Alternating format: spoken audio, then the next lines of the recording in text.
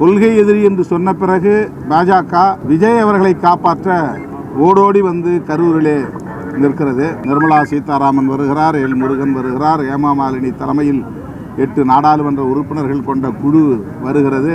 தமிழ்நாடு அரசுதான் இதற்கு பொறுப்பேற்க வேண்டும், காவல்துறை தான் பொறுப்பேற்க வேண்டும், மாவட்ட ஆட்சி நிர்வாகம் தோல்வியடைந்து விட்டது என்றெல்லாம் அதை மடைமாற்றம் செய்ய பெரும் முயற்சிகளை மேற்கொள்கிறார்கள். கொள்கை எதிரி என்று பிரகடனப்படுத்திய விஜய் அவர்களை காப்பாற்றுவதற்கு பாஜக ஏன் இவ்வளவு பகிரத முயற்சியை மேற்கொள்கிறது என்பதை நாட்டு மக்கள் தான் சிந்தித்து பார்க்க வேண்டும். திமுக தான் எங்கள் அரசியல் எதிரி என்று சொல்லுகிறவர் பாஜகவை கொள்கை எதிரி என்று இணைத்துக் கொள்கிறார். ஆக திமுகவை எதிர்க்க வேண்டும், திமுகவை பலவீனப்படுத்த வேண்டும், திமுக அரசை வீழ்த்த வேண்டும், திமுக தலைமையிலான கூட்டணி கட்சிகளை பலவீனப்படுத்த வேண்டும் என்பதை ஒரு செயல் திட்டமாக கொண்டிருக்கிற பாஜக விஜய் அவர்களுக்கு துணை போகிறது என்று சொன்னால், தாங்கி பிடிக்கிறது என்று சொன்னால் உண்மையை நாட்டு மக்கள் புரிந்து கொள்ள வேண்டும். விஜய் சுதந்திரமாக அரசியலுக்கு வரவில்லை, சுதந்திரமாக சிந்திக்கவில்லை, சுதந்திரமாக செயல்படவில்லை.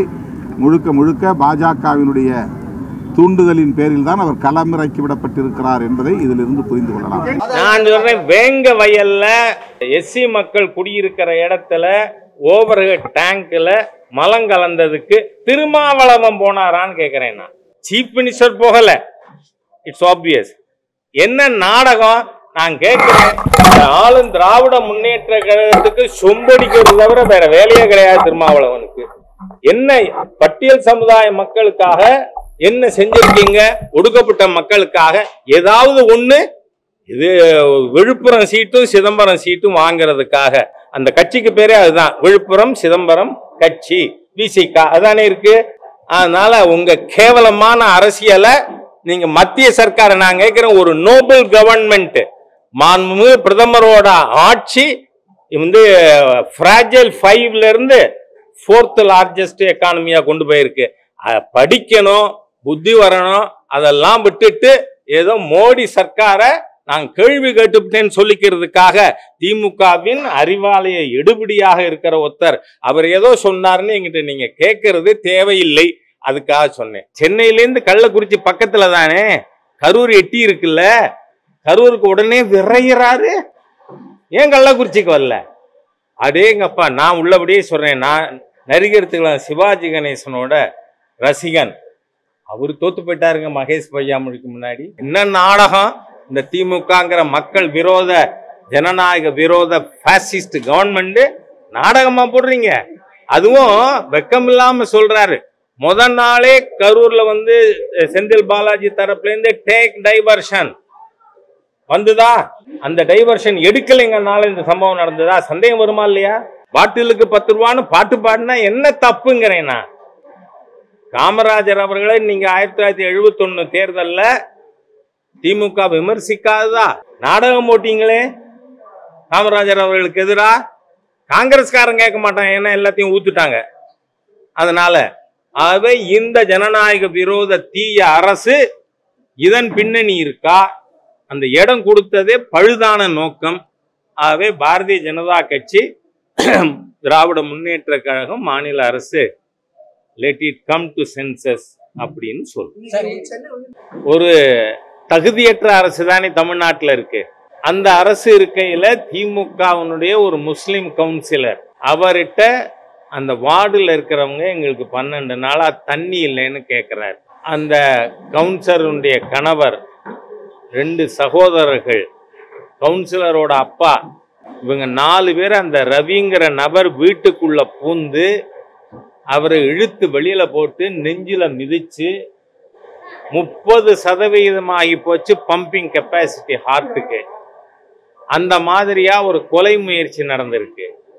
அந்த டவுன் பஞ்சாயத்துல மருத்துவமனையில எங்களால ட்ரீட்மெண்ட் அக்செப்ட் பண்ண முடியாது, அரசு மருத்துவமனை மருத்துவக் கல்லூரிக்கு கொண்டு போங்கன்னு. கரூர் மருத்துவக் கல்லூரி மருத்துவமனை கொண்டு போறாங்க. கொஞ்சம் கவனமா நாம இதை ஃபாலோ பண்ணணும். 2 நாள்ல அந்த மருத்துவமனையில இனிமே இவரை எங்களால காப்பாற்ற முடியாது, வீட்டுக்கு கொண்டுட்டு போங்கன்ட்டாங்க. ஆனா உங்களுக்கு தகவலுக்கு சொல்றேன், ஊடகங்கள் எப்படி அது இதை விவாதத்துக்கே எடுத்துக்கலன்னு எனக்கு தெரியல. இன்னமும் அவர் இம்ப்ரூவ் ஆயிட்டு இருக்கார். அப்படின்னா அவர் ஆஸ்பத்திரியிலிருந்து வெளியேற்றுறதுக்கு ஆளும் திராவிட முன்னேற்ற கழகத்தின் அழுத்தம் அல்லது அச்சுறுத்தல் இருந்ததாங்கிற கேள்வி வருது. Everything should be investigated. ஏன்னா இது நடந்து 4-5 நாட்கள் ஆகுது. நான் அந்த எஸ்பியை கேட்கிறேன், எஃப்ஐஆர் போட்டிருக்கீங்களான்னு. இல்லை, இதுவரை போடல, வி ஆர் இன்வெஸ்டிகேட்டிங். எஃப்ஐஆர் போடுறதுக்கு இன்வெஸ்டிகேஷன் முதல் ஸ்டெப் எஃப்ஐஆர் தானே. ஆகவே திராவிட முன்னேற்ற கழகத்தின் கரவேட்டி கட்டாத ஒருவர் எஸ்பியா இருக்கிற மாவட்ட நிர்வாகம். அதனால கரூர்ல இந்த சம்பவம் நடந்ததுல எனக்கு எந்த ஆச்சரியமும் இல்லை. ஏனால் அதிகாரிகள் இன்னைக்கு அவங்க கலர் கருப்பு சேப்பா மாறி போயிருக்கு.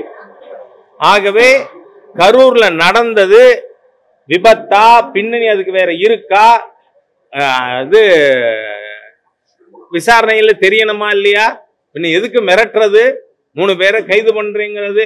விஜய் அவர்களோடு எனக்கு கருத்து ரீதியாக வித்தியாசம் இருக்கு. ஆனா எங்க கொடுப்பீங்க? முதல்ல விசாரிக்க வேண்டியது, சஸ்பெண்ட் பண்ண வேண்டியது எஸ்பி ஆஃப் கரூர். நீங்க எப்படி அந்த இடம் செலக்ட் பண்ணீங்க? உங்களுக்கு என்ன அழுத்தம் இருந்தது? கம் அவுட் வித் ட்ரூத்ங்கிறேன் நான் எஸ்பிய.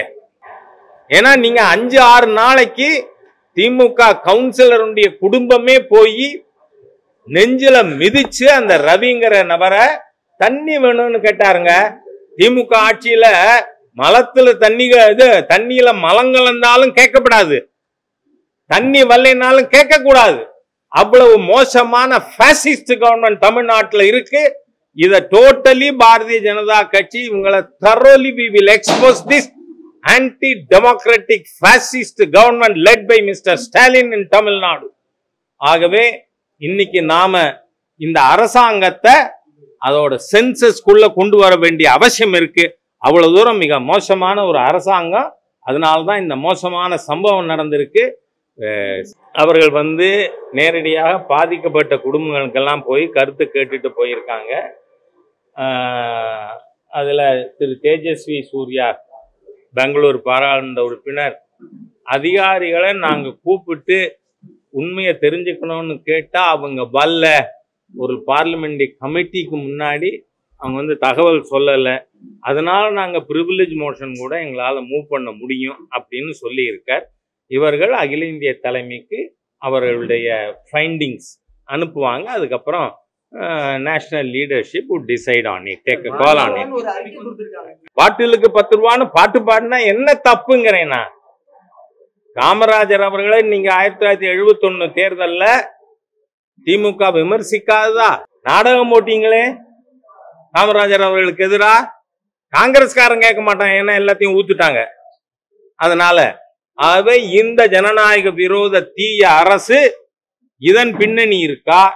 அந்த இடம் கொடுத்ததே பழுதான நோக்கம்.